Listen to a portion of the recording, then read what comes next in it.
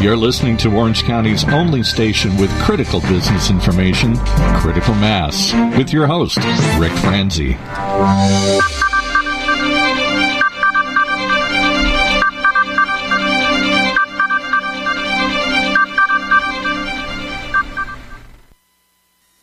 We do that by interviewing thought leaders and peer executives from around the country who have transferable knowledge, ideas, and experiences. I would like to thank Smart Business Magazine for sponsoring the show today. Smart Business Magazine is a management journal providing insight and advice for top decision makers. To learn more about Smart Business Magazine, visit their website, www.sbnonline.com. Critical Mass Coast to Coast is brought to you through a partnership of Critical Mass for Business with Executive Forums business owners in select markets across the United States. Executive Forums is an international organization committing to helping members take their business to the next level. My book, Critical Mass, The 10 Explosive Powers of CEO Peer Groups, was the first book ever written about the peer group experience, and it's available for sale on Amazon.com. You can find it simply by typing in my name on Amazon, Richard Franzi, Franzi. If you'd like to learn more about CEO peer groups, I would suggest you check out our website, www.executiveforums.com. Say, if you'd like to join the conversation today, if you are listening live on octalkradio.net, find the community chat room, log in with your Twitter ID, post your thoughts. My producer, Paul, whose voice you heard earlier on the show today, will be perusing those thoughts, and periodically he lets me know about some of them, and I'll try to bring him into the conversation if it's appropriate.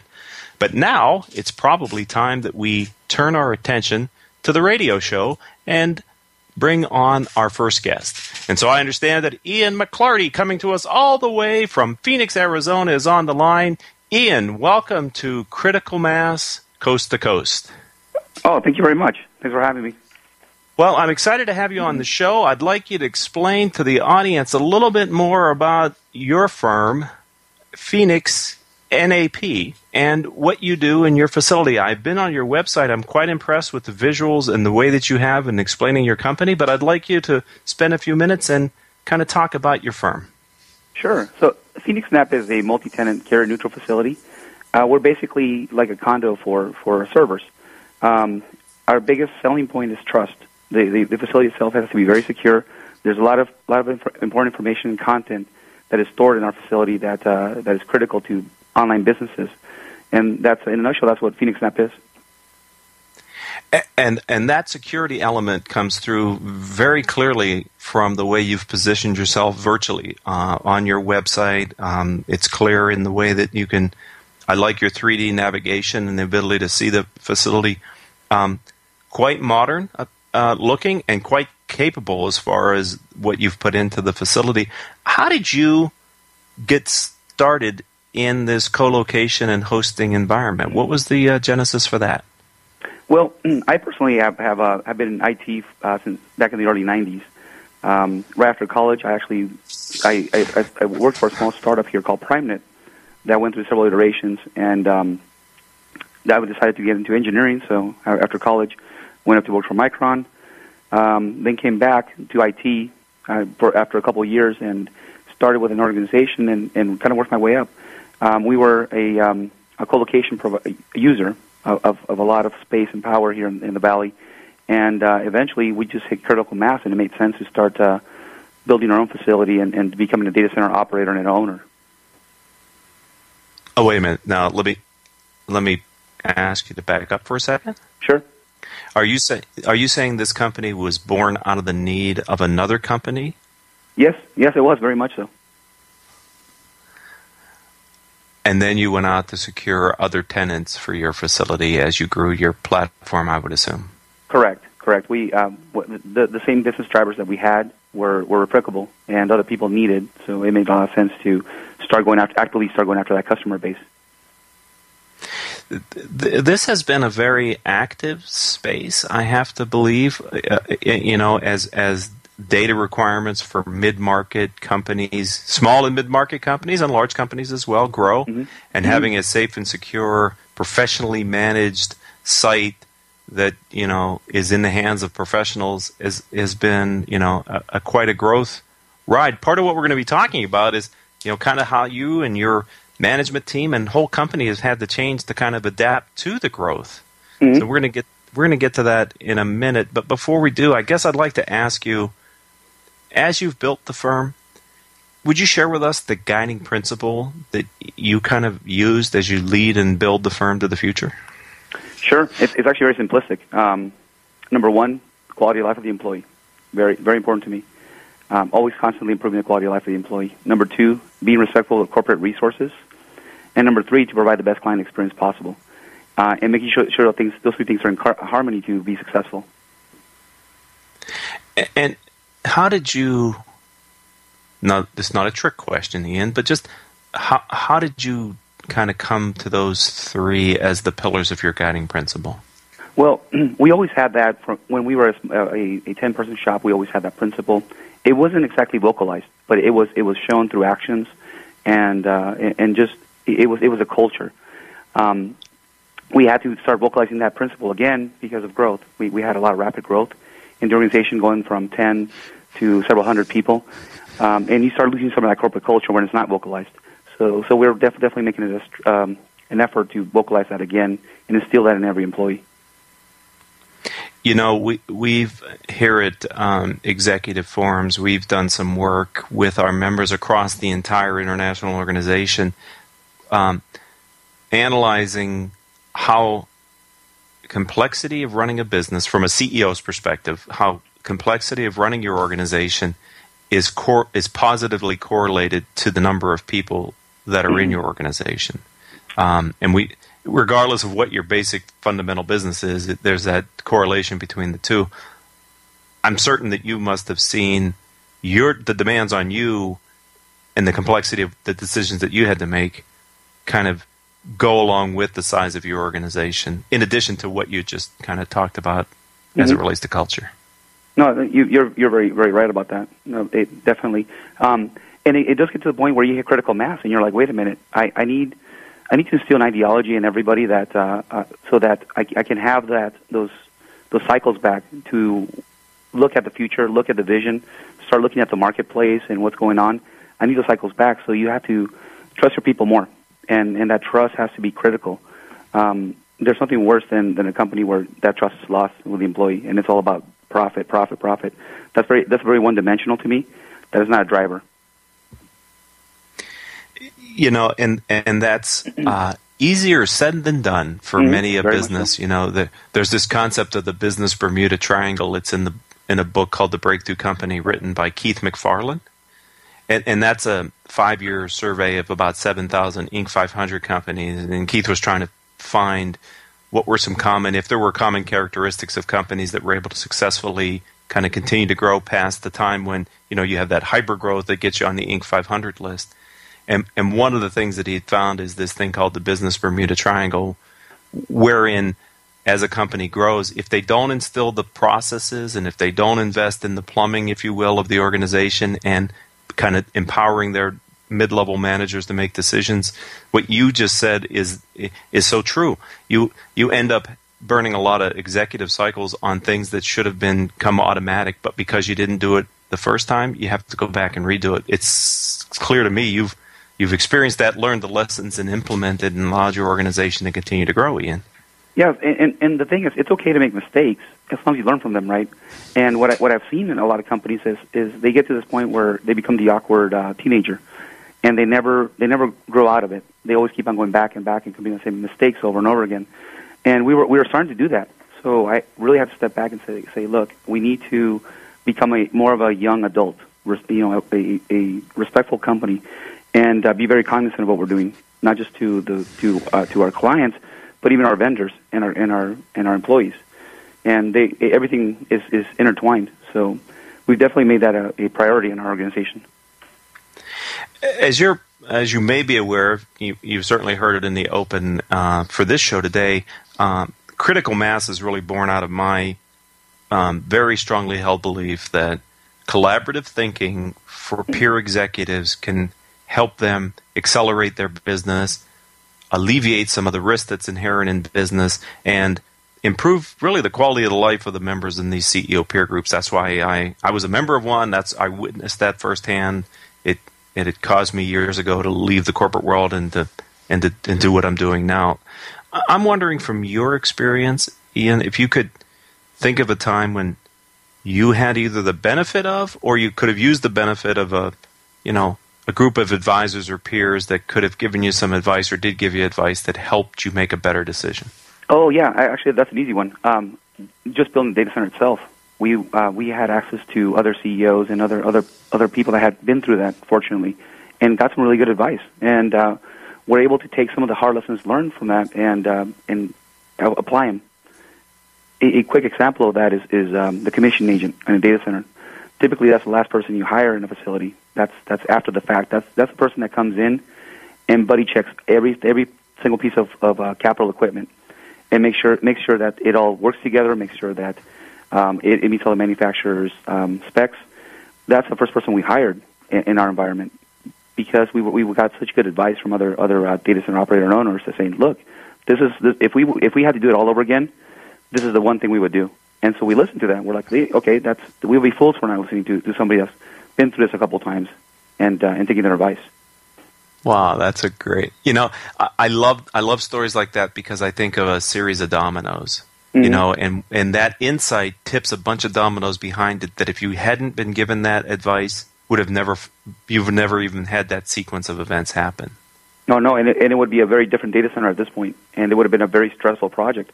It was a project that was busy, and it required a lot of cycles and resources and love and attention, but it definitely was not stressful. Wow.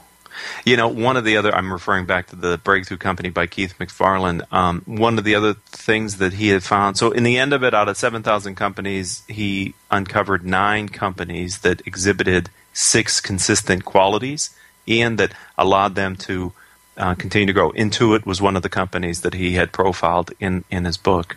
One of the things that he talks about is that of the 6 companies, of the 9 companies, 4 of the companies, their CEOs were in some type of a peer group. And he thought it was actually one of the contributing factors. He calls it scaffolding. But this ability to get outside your own business and learn from the business Sherpas who've kind of been up the mountain before can really help accelerate and relieve some of the things that happen in a business when you have to learn them through experience. No, and these are things you just can't learn in a vacuum. I mean, you have to go through and you have to go through all. And you're talking about people are complex systems to begin with, right? And now you're talking about a complex environment. You're talking about complex. You're talking about a lot of dancing landscapes, basically, that you got to deal with, right? And people learn these things the hard way. And for others to be able to tap into that knowledge, I think that's very critical. I agree with you 100%, by the way, on that. I find it interesting because I've interviewed over 300 business owners on Critical Mass in the 2 years we've been doing the show, and one of the beliefs that I've really has solidified since doing this show is if your business is challenging already, but if your business is either a technology business at its core or foundationally dependent on technology, I believe the complexity of running that business is greater than a lot of other businesses because of the rapid nature of change that happens by virtue of being in the technology business. Do you know what I mean? It just makes your decisions much more important and shorter lasting. They don't last as long as maybe some other businesses. Yeah, you're right. And you have to basically be able to weather through any mistakes. That's the biggest part about it, right? Because you hit the nail on the head. It is very rapid evolving. If you make a mistake, you need to be able to weather through it. Even if it was a hard decision, you have to be able to weather through it. And having a proper infrastructure, having the personnel that believe in you, having all these pieces, having vendors that believe in you, having clients that believe in you, that's critical. It all has to flow. So let's talk about a challenge that you're facing right now in your business and the ideas or actions that you're taking to mitigate and contain that challenge. Definitely. Again, the challenge right now we're going through is just instilling this ideology back into the employees and having them believe it. That is definitely a challenge. Now, I'm very cognizant that my actions, right, especially right now, are being watched by everybody. So I have to not just practice what I have to practice what I preach, right? In a sense, and that's becoming very critical. And I'm very cognizant of every single move I make, everything that comes out of my mouth, every action I take, and now I'm starting to see some good returns from that. It's definitely a time investment into the employee back that we're taking as an organization. So, would you be comfortable giving me an example here on Critical Mass, the radio show, maybe of how you're seeing some positive validation that what you're doing is sticking? Yeah, definitely. Sales is a good example. Historically, a lot of animosity between upper management and sales for whatever reasons. That in itself is a very complex subject, right? But just one critical thing that we did as an organization was reset that. We went back to sales and we had to reset the relationship. Look, guys, let's reset expectations on both sides. Let's reevaluate the relationship. Let's really make it work, right? We ended up apologizing to our personnel, right? Look, we set you up to fail in a sense. We set the system to fail you. Taking some of that ownership and accountability on the management side, it was critical. And now the rapport with sales is improved. The rapport between sales and other departments has improved. Operations and sales are getting along. I mean, good ideas are flowing back and forth. This is conflict, but nothing wrong with conflict as long as it's done in a respectful manner, where there is a true respect on both sides, and people are able to listen and learn from each other's mistakes. And that's the kind of environment that we're growing into right now. And I must say, when something out of control comes up, or a fire, the staff is able to handle it as a team a lot better and get that flow of information going a lot better. And the clients are seeing this now. That's a trickle effect that goes back to the client. The vendors are seeing this right now, and that is adding such value that it's immeasurable. Honestly, I think that will push our organization to the next level. That is such a critical point that you made too. In my experience, when it touches the customer, if it's a positive experience, change, the multiplier on that is huge to the business. Mm-hmm. But on the other side of that, if it's a bad thing and it touches the customer, it can really significantly, it can have a greater impact than the instance in isolation, if you know what I'm trying to say. Oh, yeah. I agree 100%. Okay. And it's all about the client experience. It's a client experience not just from the standpoint of the sales side, but all the way up to operations, as far as provisioning of that, supporting of that, and even accounting, especially accounting, right? Everything has to be in harmony all along the way. If there's a poor client experience along the way, it's damaging. And a lot of that is shown not by a trust factor that is lacking between management and the employee. That carries across all the way to the client. If the trust is not there between the employee and the employer, you see that trust break down all the way to the affecting the client. Yeah, in so many ways, especially when on occasion we've had our clients analyze what we call the touch points with their customer, and sometimes it has really been a fun exercise because we ask them on occasion to bring in your quotes, bring in your invoices, bring in a sample of an email, do those, and because our belief, your brand and your reputation is the aggregate of all the customer touch points from the customer's perspective. It's how you act with them. If they're not all on the same page, you can really send some mixed messages to your customer. And many times, the CEO isn't even aware of some of those communication touch points because they've long past moved to other areas of focus within the business. Exactly. No, I agree. I agree 100% with that. And that's a shame, too. Yeah.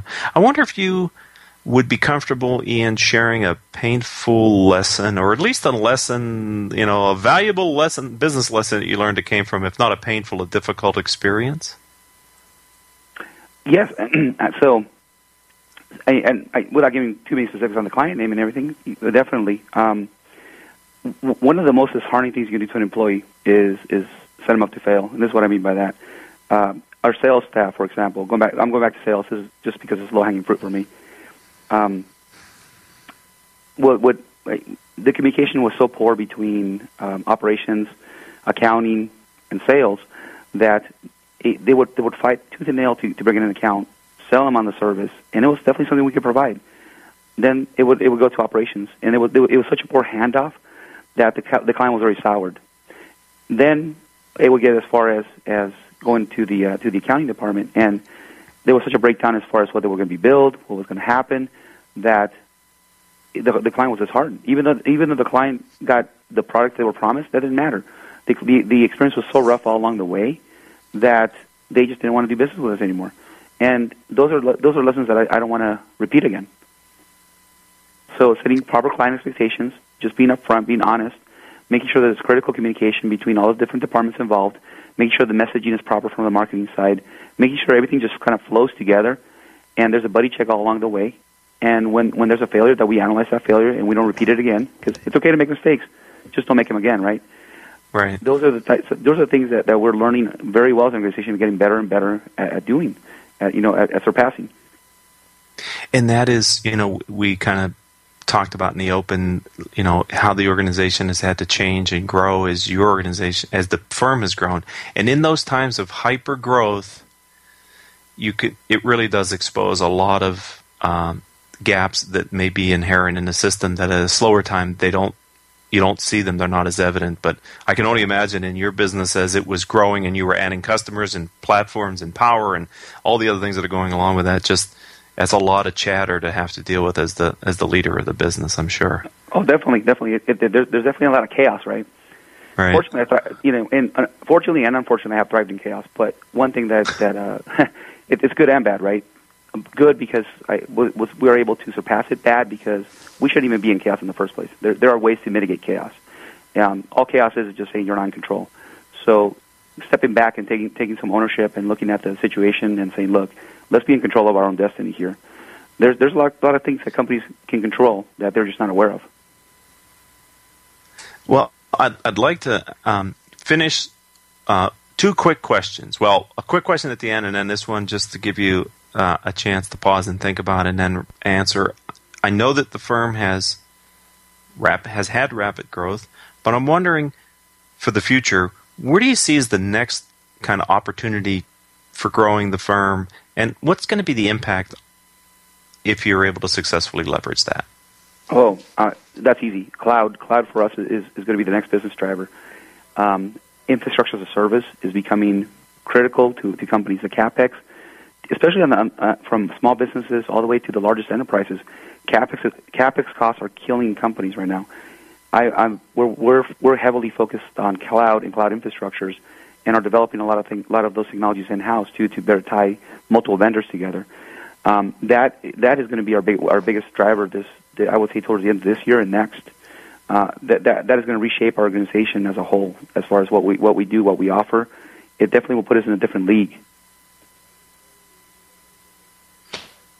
Well, the promise of cloud computing has been around for a while, and I am of the distinct impression that its time has now come, that the technology and the pipelines and everything, the investment, it's here. It's really here to realize some exponential growth, and especially for mid-market companies who need the capabilities but don't, like you said, want to have the CapEx burden. So that's great. I'd like to have you back sometime, Ian, if you're willing to come back as my guest, and because, small and mid-market CEOs listen to the show, maybe we could talk a little bit more about cloud, because frankly, there's still a lot of confusion about, if you're not in the technology field, you're still trying to come to grips with what this means versus the traditional IT business model. Oh, I would love to. I'd love to. Okay. I love the educational aspect of it. It's unfortunate term that someone would like to learn. I'm sorry. Oh, no problem. I was just saying it's unfortunately a term that's very much misused, but I think the way we're defining cloud and some of the things that we're going to do are going to make a lot of sense to people. It should be common sense. When Microsoft is out paying big bucks for commercials selling cloud computing, you know the time has come. Oh, the perfect storm. That's what it is right now. All right, so I'm going to work with Steve Pincus, okay, and we're going to find a time to have you back on the show, and we're going to do a little more technical discussion on, not too technical, but for a CEO's perspective about cloud computing, okay? Oh, yeah, I would love to.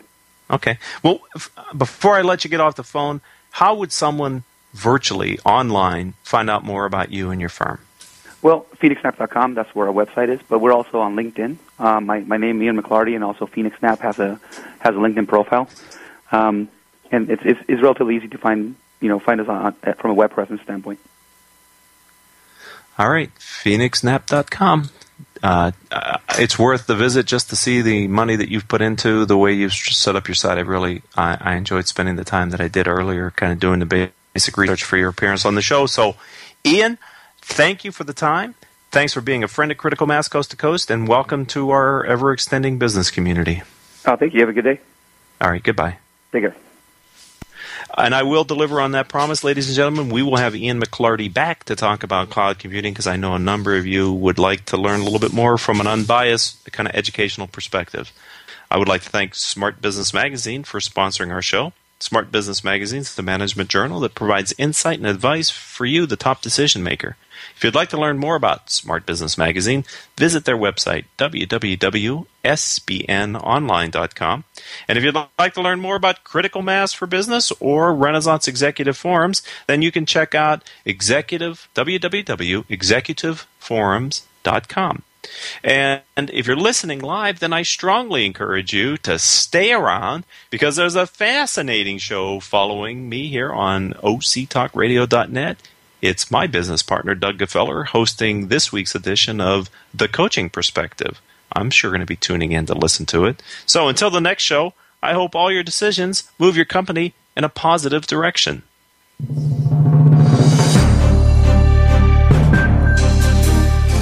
You've been listening to Critical Mass Coast to Coast, only on octalkradio.net.